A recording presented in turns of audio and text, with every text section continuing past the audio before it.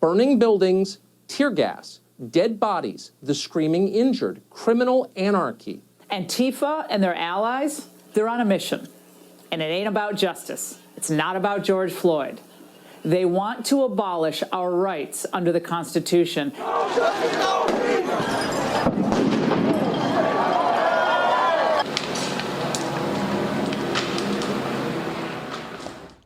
That's what they're defending. That's what they're encouraging. It has nothing to do with civil rights. It's violence. Philadelphia, Minneapolis, Chicago, New York, Los Angeles, San Francisco, Oakland, and other major cities now ravaged by chaos.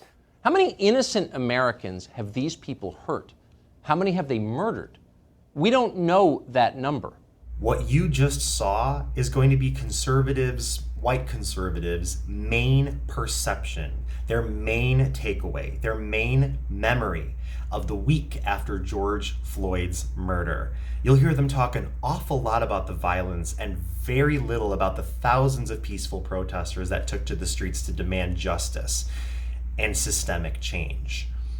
That is because of the brilliant mastermind white pundits at Fox News like Laura Ingraham, Sean Hannity, and especially Tucker Carlson. They have done their darndest not just to highlight the violence on repeating loops, but to actually blur any distinction between the peaceful protesters that came out by the thousands and the violent rioters that came out in the immediate days after George Floyd's murder. Now, credit where credit is due. At first, it appeared that Laura Ingraham and Sean Hannity did a great job at delineating the difference between the peaceful protesters and the rioters. It's fairly obvious that we need to ensure that there is more protection for civil liberties across the board. For criminal suspects held by authorities, and for protesters, whether they're in Minnesota or in Michigan. Now, make no mistake, we have been very clear. Peaceful protesting surrounding this horrific death of George Floyd are warranted and substantial, and the right thing to do. Nobody likes what they saw. Now, did you notice in that last clip how even though Sean Hannity was talking about peaceful protesters, it was predominantly accompanied by images of fire, smoke, police, and looting? That is not an accident. They continue doing that throughout the remainder of their segments. Watch in the following clips. The image on the left is footage of completely peaceful protesters. Watch what they paired that footage with. And given how much anger flashes on the screen every day and every night, and so many using a tragic death as permission to loot and even assault innocent business owners and law enforcement, the honest feeling of it's sadness and righteous anger over Floyd's death that could be channeled into positive dialogue, it's just overshadowed by destruction and chaos. The historic St. John's Church in D.C., what we call the Church of the Presidents, that was lit on fire. The president made a visit there later this afternoon. And believe it or not, this is just one small part of the unacceptable level of violence and anarchy from this weekend's riots. Take a look. Hands up! Hands up!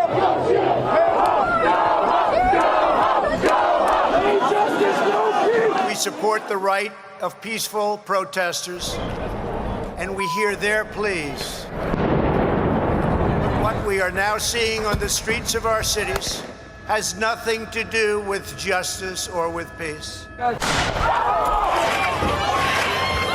I saw people converging on the police vehicle. I saw people throwing things at the police vehicle. That is not peaceful protest.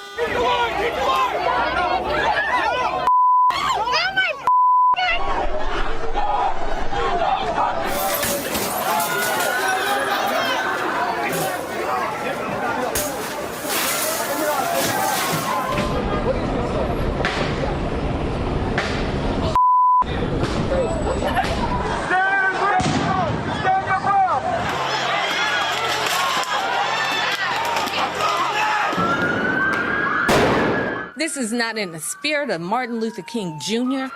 Boy, don't those peaceful protesters look frickin' scary next to all that fire and mayhem? I mean, if you hadn't gone out there and seen with your own eyes all the peaceful protesting, that would be your main perception of it for the rest of your life. You could put almost anything in that left slot and it would look malicious. You could put the Teletubbies. You could put Pokemon. You could put freaking Bugs Bunny in that left slot and it would go from like funny rabbit to rabid vermin. You'd be rooting for Elmer Fudd. That would make you root for Elmer Fudd. Now, what you could say was largely subliminal on Laura Ingram's and Sean Hannity's programs was balls to the wall explicit on Tucker Carlson's program. See, Tucker Carlson has tried to sell you this vision of America. If you let people spray paint obscenities on City Hall, pretty soon they are overturning cop cars. If you put up with that, they'll come right through the front door of the police precinct and they will burn it down. Next thing you know, they are beating people to death in shopping malls. Whoa! What the hell? Where did that come from? See, on Tucker Carlson's program, he makes it very clear that there is zero difference between the thousands of peaceful protesters and the violent rioters. And we're with the family, and as the president said, we're with the peaceful protesters. We're with the peaceful protesters, O'Brien announced. Really, can you be more specific about that? Who are you talking about exactly? Is it the people spitting foam as they scream, F the police? Is it the ones standing next to the arsonists doing nothing as they set fire to buildings? Is it the kids laughing as they film the looting and the beatings on their iPhones? Maybe it's the famous people in LA who are raising money online to support the rioters. As if that smarmy little bitch wants to know the answers to those questions. He doesn't. But if he did, he could just look. Here is some footage that I personally took at the demonstrations that I attended in both Chicago and Los Angeles over the past week and a half.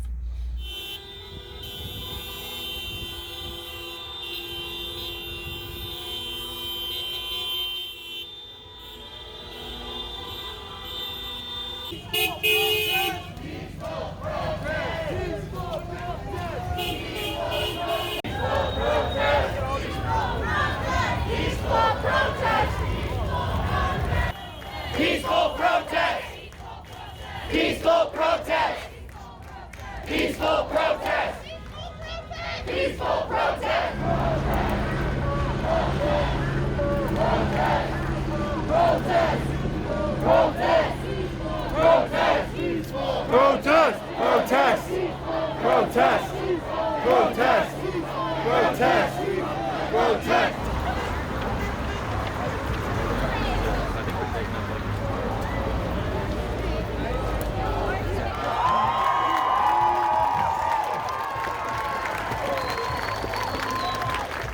None of that is going to remain in the perceptions or the memories of the majority of white conservatives when they think back on the days after George Floyd's death, because of the very hard work of people like Tucker Carlson. Watch in the following clip what Tucker Carlson calls the 100% peaceful protesters that were with LA Mayor Eric Garcetti last week when he knelt down with them in solidarity. Watch what he calls them. Came out this morning, Jake, and he took the time to come out among the protesters. He knelt while he was out there saying and showing his solidarity for the movement, for the protesters here today. And I can tell you that today, this daytime protest has been very peaceful, very calm, lots of chanting, singing. He kneeled. Our leaders are kneeling before the mob. The atavistic ritual of self-abasement, of defeat. Suddenly, many are performing this ritual, including police around the country. The mob wants victory, but more than that, it wants the total humiliation of its enemies. The mob. To Tucker Carlson and every single person who watched his program, those completely 100% First Amendment, peaceful, freedom of speech protesters are the exact same thing as violent criminals, as a mob. Mob is obviously also a code word for black people. This is what we are up against.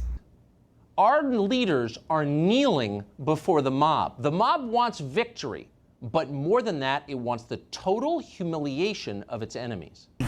And could you just please apologize for your white privilege? Just apologize. I am. I'm trying to think of the right words to say because that's a big thing to say. It's big. It comes from. It's large in this country. I'm incredibly sorry. Why do we kneel? We kneel because we've lost. We kneel before our victors because they have won. We put down our resistance. We beg for their mercy. But mobs rarely forgive. This is the cancer that prevents real progress from happening in America. It is the specific reason why white supremacy will continue to dominate the majority of our institutions and systems. White people, this is a call to action. Study the tactics of the enemy. Know the information, the misinformation that they're disseminating. Be ready to speak on it. Study it. Because that enables you to counter the white people in your lives whose perceptions have been altered by people like Tucker Carlson. I also recommend that if you are going to go up against somebody and with the thesis that their right-wing media is altering their perceptions of reality, then you also need to admit that a left-wing liberal media bias also exists. You may agree with it, but it does exist. If you don't admit that, they will never take you seriously. If you have those two things, change might actually have a chance of happening. That today, this daytime protest has been very peaceful, very calm. Our leaders are kneeling before the mob. The mob wants victory, but more than that, it wants the total humiliation of its enemies.